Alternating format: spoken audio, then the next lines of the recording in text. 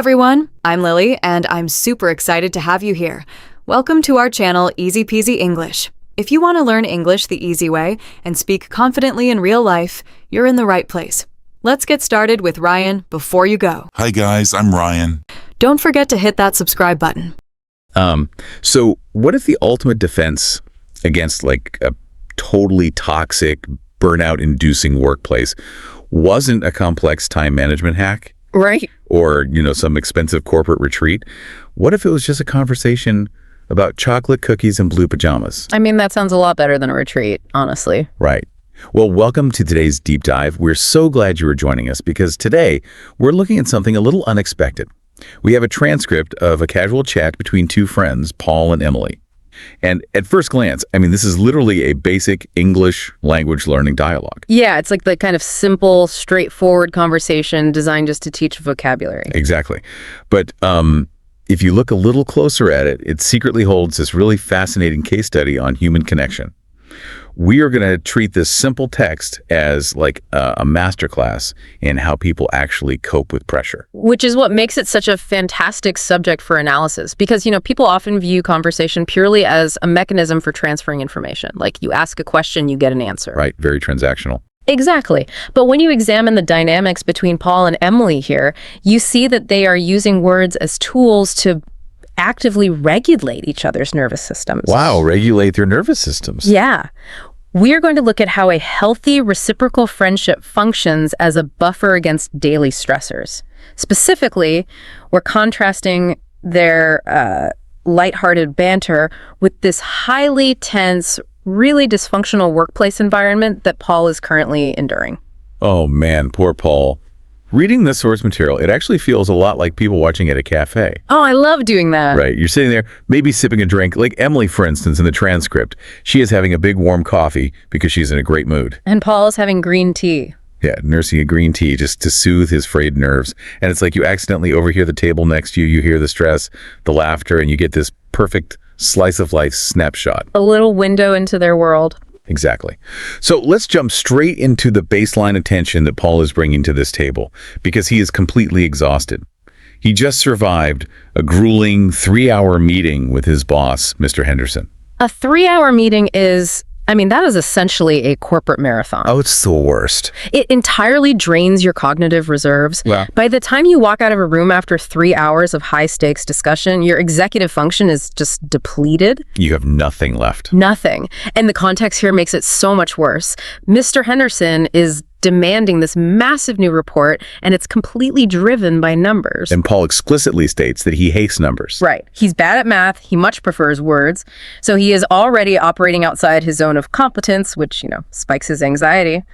On top of that, the boss wants this massive report on Friday. And it is only Tuesday. Exactly. Tuesday. He has a massive numbers report looming, this highly compressed timeline, and a brain that is already just screaming for a break. But the real friction, the friction we uncover isn't just the math or the unreasonable deadline. No, it's the people. It's always the people. It's the people he has to work with. Yeah, Paul is physically and metaphorically stuck between two colleagues, Tom and Sarah. And we learn a bit about them.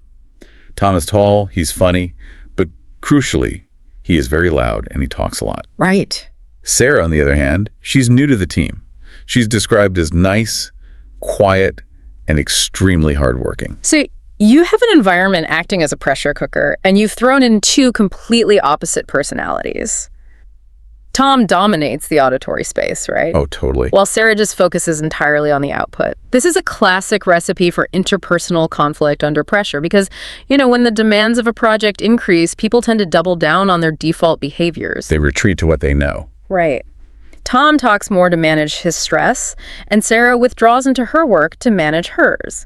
This sounds like every terrible group project you've ever been assigned to. Oh, absolutely. The worst. You know the one? You always have that one person who does all the talking and grandstanding, and then the other person who just puts their head down, takes on the heavy lifting, and silently stews in resentment. Yeah, they're just quietly furious. Exactly. And eventually the whole system just snaps. Well, you're touching on a concept known as social loafing. mixed with a fundamental personality clash. When one person takes up all the oxygen in the room, the other person feels marginalized, even if they are doing the bulk of the actual work. Which Sarah is. Right. And Sarah reaches a breaking point. She actually complains, stating simply that, quote, Tom is difficult. And what follows is just a complete collapse of collaboration. The result is this incredibly tense, dead silent office. Yeah. The day before this chat, Tom ate lunch alone at his desk. Sarah ate lunch alone at her desk. The office was just eerily quiet. Oof, that heavy silence. Yeah. Paul, who normally eats with Tom, he ended up having to eat alone too. They're supposed to be collaborating on this massive Friday report, but they literally can't even sit in the same room to eat a sandwich. Silence in an office setting isn't always peaceful. In this context, it's deafening. It signifies a complete breakdown of trust. And what is really interesting about Paul's role here is how he internalizes their conflict. Oh, he really does. He isn't just stressed about his lack of math skills or Mr. Henderson's Friday deadline. He is carrying the proxy stress of his coworkers' dysfunctional dynamic. Because he sits right between them. Exactly. He is absorbing that ambient negativity, which explains why he is so depleted by the time he sits down with Emily. Which brings us to how Emily steps in to help. And this is where the source material highlights the mechanics of like a truly supportive friendship. She doesn't just sit there and say, wow, your office sounds terrible. I'm so sorry. No, she takes action. She offers a highly specific, tangible solution. She tells Paul to go to the coffee shop, specifically the one on the corner with the big green sign. Very specific. Very. She instructs him to buy coffee for both Tom and Sarah, but more importantly, to buy big chocolate cookies. The secret weapon. Right. And Paul immediately latches onto this. He decides he's going to deploy this cookie diplomacy at exactly 10 a.m. the next day, right before lunch, to break the ice. It's an intervention strategy that requires very little effort but carries a potentially high impact. Emily is acting as an active problem solver for her friend. She recognizes that Paul is drowning in this tense environment, so she throws him a very literal, very sweet life preserver. Okay, but let me pause and push back on this strategy for a second. Sure.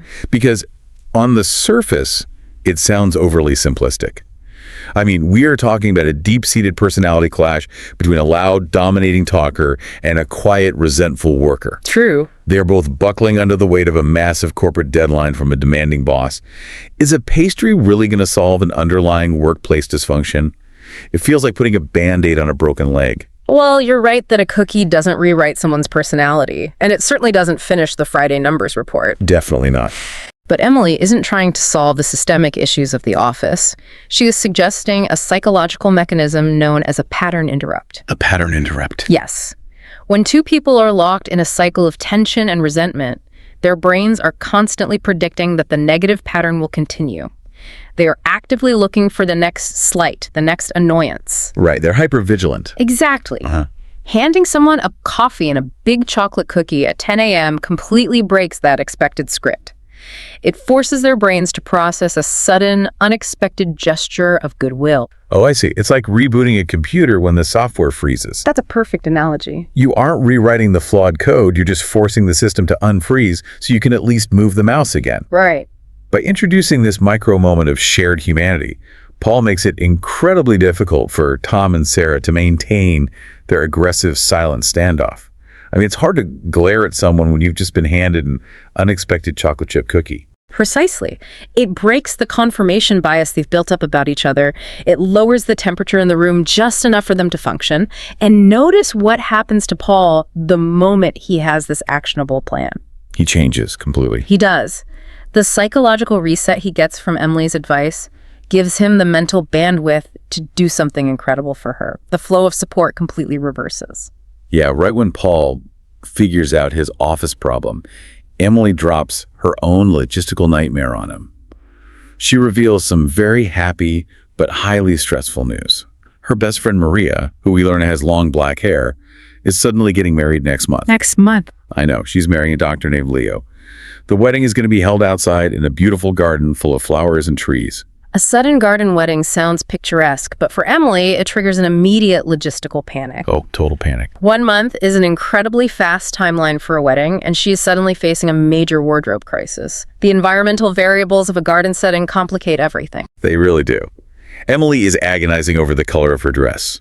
She's torn between wearing green, because it's Maria's favorite color and it perfectly matches the garden theme, or wearing blue, which is her own personal favorite color. Right. And this is where Paul completely transforms.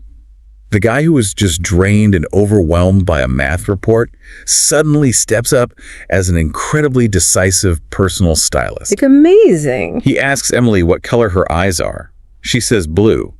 And he immediately dictates that she has to wear the long blue dress. He removes the cognitive load of the decision entirely. He doesn't hem and haw or offer vague opinions. He gives her a clear, authoritative answer based on a simple aesthetic logic. Yeah, he just takes charge. But his situational awareness goes even further when they discuss footwear. The shoe debate is genuinely impressive. It really is. Emily brings up shoes, and Paul instantly recognizes the physical dynamics of a garden party. He tells her she absolutely cannot wear high heels because they will sink straight into the garden grass. The physics of a garden wedding. Yes, so they formulate this elegant, tactical plan. Yeah. She will wear silver flat shoes to avoid sinking into the mud, paired with a matching small silver bag. Emily even maps out her shopping strategy based on this consultation. Right, she has a whole mission now. She plans to go to the big mall on Saturday because it has a high concentration of shops. But she notes one final hurdle. She is short, and long dresses always drag on the floor. And Paul calmly introduces the concept of a tailor, walking her through the sequence. Go to the mall, secure the long blue dress, and then take it straight to a tailor so it fits perfectly. He is mapping out a full-scale operation for her. Which brings up a fascinating irony. How does a man who explicitly states he's terrible at adding and subtracting, and who is completely paralyzed by a corporate report, suddenly possess the strategic foresight to realize high heels will sink into the grass at a garden party? Right. He's failing at basic office logistics, but he's an absolute master at wedding attire logistics. Well, it makes complete psychological sense when you look at the concept of cognitive load shift and threat perception. Okay, unpack that for me. So when Paul is looking at Mr. Henderson's numbers report, his brain is in a state of threat. His executive function is being hijacked by stress, anxiety, and the fear of failure. The stakes are too high. Exactly. But when he turns his attention to Emily's wardrobe crisis, there is zero personal threat to him. He isn't going to be fired if she picks the wrong dress. Oh, that makes so much sense. Because the threat level is zero, he can look at her situation with complete clarity, creativity, and problem-solving capability. Furthermore, helping a friend actively engages the reward centers in the brain. So he is actually curing his own exhaustion by focusing on someone else's puzzle. Precisely. By playing personal stylist for Emily, his brain gets to shift from a high-stakes threat state into a low-stakes play state. He completely forgets about Mr. Henderson, Tom, and Sarah for a few minutes. He gets a break from his own life. Yeah.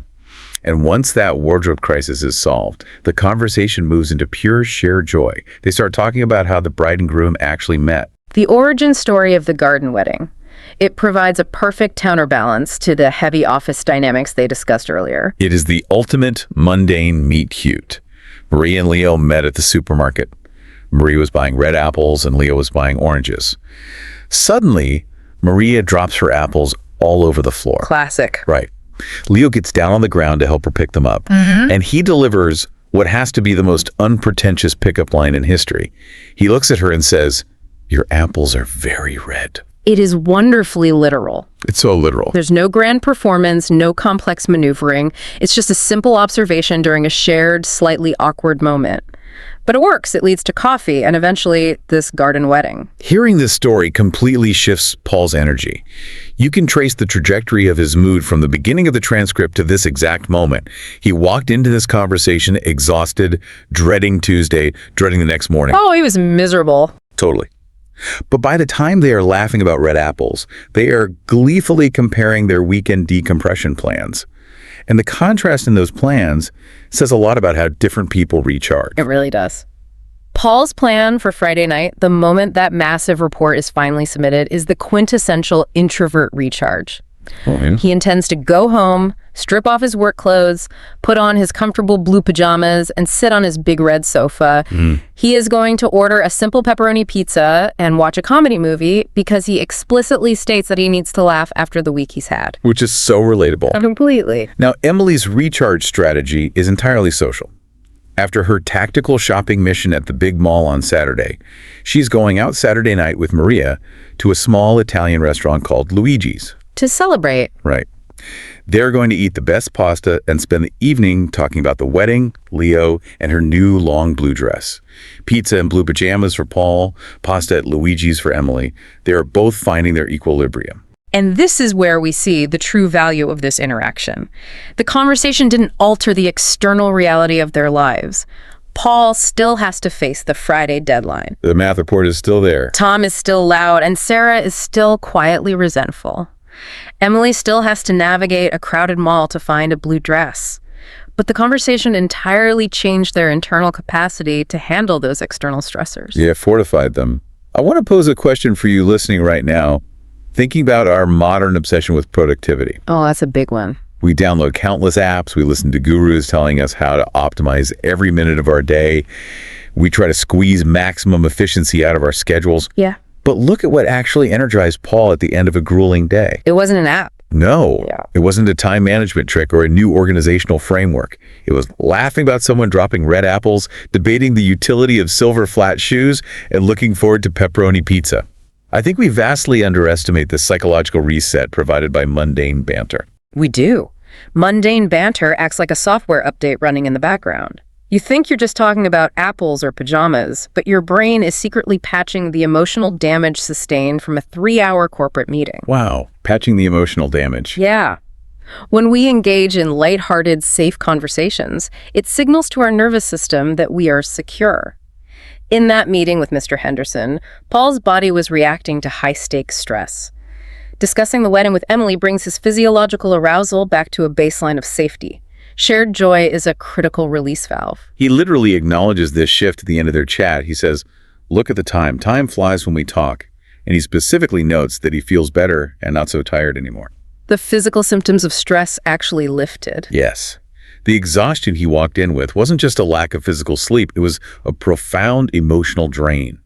Talking about the simplest things refilled his tank. That is the core difference between the two environments we've explored today.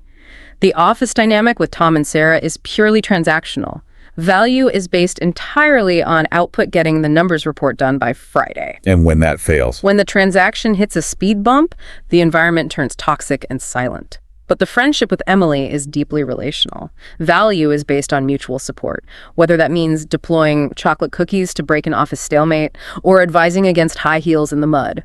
So let's bring all these threads together. We took a seemingly simple source text, a basic English language dialogue between two friends, and uncovered a really powerful contrast. We did. On one side, you have this sterile, numbers-driven tension of a workplace where communication is broken down into a resentful silence. On the other side, you have the warmth and active problem-solving of a reciprocal friendship. Paul and Emily demonstrate that a sounding board isn't a luxury, it is essential armor for navigating the friction of daily life. They prove that sometimes the best way to solve your own overwhelming problems is to step away from them for a moment and help a friend solve theirs. That shift in perspective can be the exact cognitive break your brain needs to recover. Which leaves me with a final thought. I want to bounce to you to mull over today. We culturally construct this massive wall between our professional relationships and our personal friendships. We really do. They are two separate worlds. We treat them as entirely different ecosystems with different rules.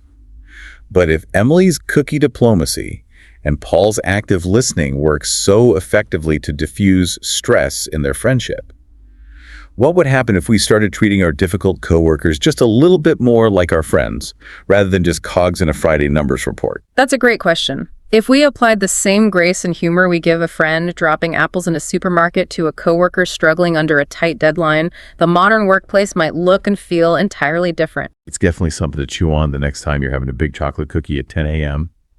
Thank you so much for joining us for this deep dive. Keep observing the everyday interactions around you, and we'll catch you next time.